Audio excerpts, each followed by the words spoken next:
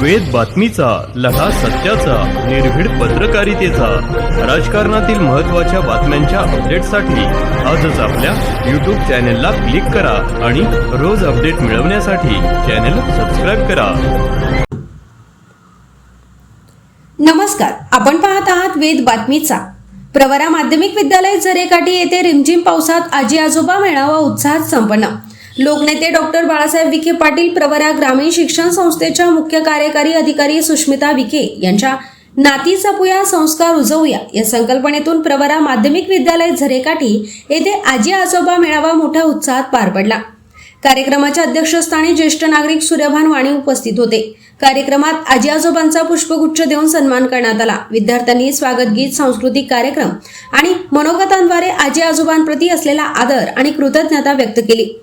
रिमझिम पावसाच्या साक्षीने आयोजित करण्यात आलेल्या विविध खेळांमध्ये आजी आजोबा, पालक आणि विद्यार्थ्यांनी उत्स्फूर्त सहभाग घेत कार्यक्रमाची रंगत वाढवली.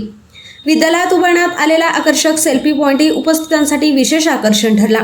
यावेळी मान्यवरांनी आजी आजोबांचे कुटुंबातील स्थान, त्यांचे अनुभव आणि मुलांच्या जडणघडणीत संस्कारांचे महत्त्व अधोरेखित केले.